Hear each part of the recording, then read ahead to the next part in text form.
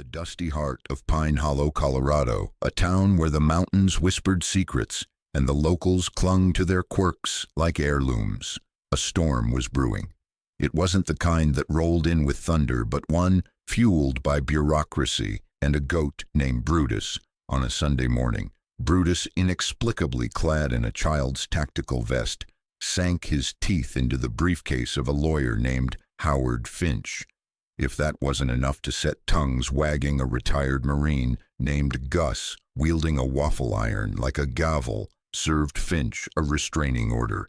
The townsfolk watched from their porches, munching popcorn as the Pine Hollow HOA's convoys, even gleaming black SUV to back out of a driveway, now barricaded by an antique tractor, a Winnebago and a rusted Chevy with a live beehive humming in its trunk. 15 minutes earlier, the HOA had descended on Ellie Harper's late father's cabin with cease and desist letters and polished smirks, believing they could bully her off her land. They hadn't counted on the Harper family reunion crashing their plans. Ellie was sanding a porch rail when she first heard the buzz not from the bees, but from a surveillance drone hovering above her like a mechanical hawk. Squinting into the sun, she spotted its blinking camera. Smug as a tax collector, really, she muttered, her sander still vibrating the Pine Hollow HOA, or homeowners, overbearing alliance as locals sneered had been after her cabin since her father's death. 5 years ago, they cited violations, shingle reflectivity, non-conforming foliage nonsense meant to drive her out. Ellie knew their game. They wanted her land for developers circling like vultures. The SUVs rolled up, their HOA logos gleaming. Leading the charge was Vincent Caldwell, a man who fused the worst traits of a car salesman and a dictator. His shoes didn't crunch on the gravel, they glided. "Miss Harper," he called, flipping open a leather folder with a flourish. "We're here to address violations requiring your immediate removal." Ellie crossed her arms. "You brought a convoy for that? What, you think I've got a catapult?" Vincent didn't blink. "You've ignored warnings, violated Code 14.7b, and resisted arbitration. You're evicted." Before Ellie could unleash a verbal lashing, engines rumbled down the hill. The Harpers were arriving. Ellie had forgotten amid the legal threats that today was the annual Harper family cookout held to honor her father's birthday. No invitations were needed. Harpers had a knack for showing up when trouble brewed. Cousin Nate roared in his Dodge Ram, held together by duct tape. Uncle Ray's mud-caked Jeep followed, sprouting antennas like a conspiracy theorist's dream. Aunt Clara's van, plastered with protest signs, led a parade of vehicles, including one that looked half hot rod, half cattle hauler. Vincent frowned as the family spilled out, tattooed, grinning, and built like human barbed wire. Teen cousin Milo set up a smoker grill while Nate handed Ellie a mason jar of lemonade.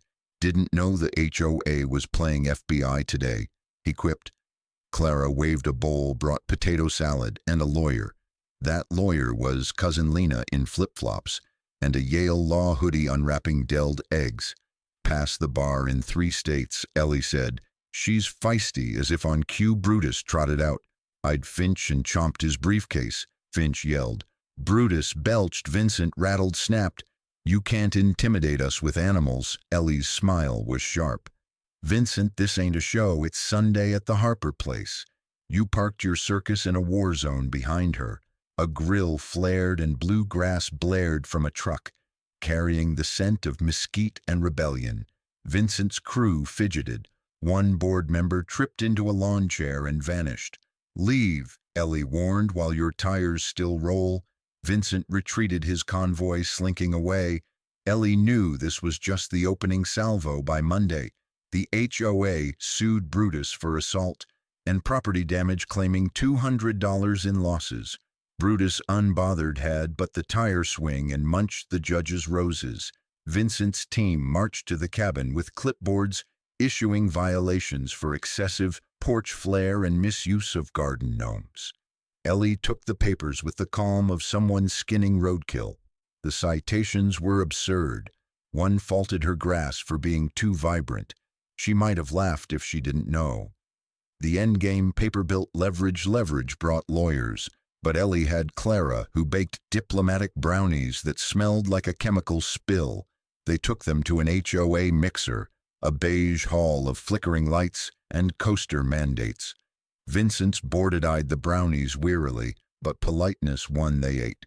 Soon a board member proposed turning the HOA into a pottery guild. Another sobbed about her lost dream of being a stunt driver.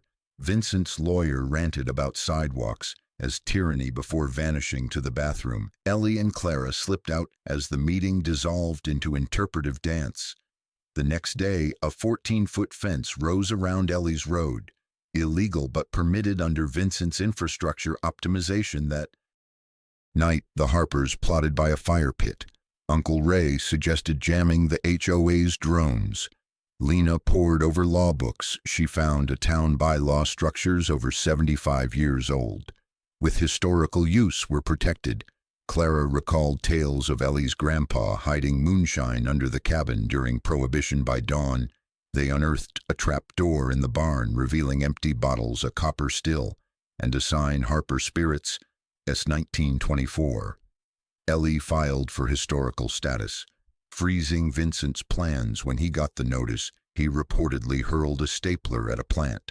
Vincent doubled down, blanketing the town with leaflets about anarchist threats. Ellie read one aloud at dinner, sparking laughter so fierce Ray snorted. Stu, the HOA hired Guardian Horizon, a pseudo-SWAT team in tactical vests, patrolling like they expected a coup on Friday. They set up a propaganda tent near Ellie's cabin, offering cookies and lies about goat aggression. Clara and Milo countered with a petting zoo, starring Brutus in a bow tie, drawing crowds and trending hashtags. Tensions simmered. Ellie's sleep grew restless. The family bickered. Nate wanted a moat. Clara pushed crowdfunding. Grandma Faye nearly brained a mailman, mistaking him for a spy. Then Milo, the tech-savvy teen, showed drone footage of Vincent's guard stashing boxes in a storage unit. Lena gasped, "That's financial records." Ellie's eyes narrowed. "He's hiding something under cover of a cornhole tournament." Ellie, Milo, and Nate infiltrated the facility. Milo hacked the keypad. Ellie distracted the guard with a fake sob story about a lost escape room inside. They found proof.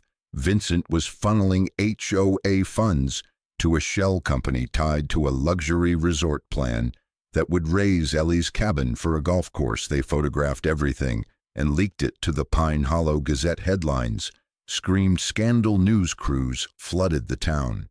Vincent's press conference crumbled under glitter, sabotaged hair gel, and Brutus nibbling his slacks. He trended for all the wrong reasons. The courthouse, a bland box by the diner, was packed for the trial.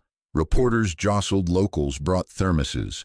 Ellie sat with Lena and Nate, facing Vincent, who looked like a man betting on a rigged game.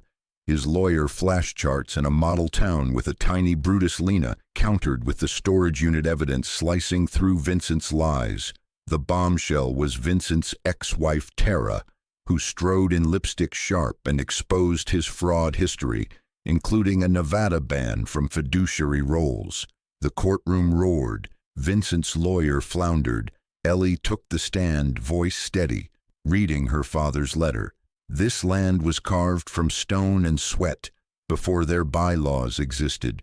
She spoke of community, not control. When people like Vincent win, we forget what it means to belong. The silence was heavy. Reverend Judge Amos ruled for Ellie. The cabin was a historical site. Vincent was fined, removed, and probed for fraud. The HOA faced review. The town erupted in joy. Faye did the electric slide in the lot. Vincent escorted out, hissed, "You think you've won?" Ellie replied, "I kept what's mine." Brutus bit his briefcase for good measure. Pine Hollow celebrated with grills and cider. Ellie Leiter now knew she'd honored her father's gritty, generous spirit. A reporter, Liam, pitched a book about the saga. They talked under stars. His touch on her shoulder. A quiet question. A late letter from her father arrived, urging her to protect the land's memories' roots. Don't move, they grow deeper. Ellie sat on the porch swing, Brutus at her knee, ready for tomorrow, whatever it brought.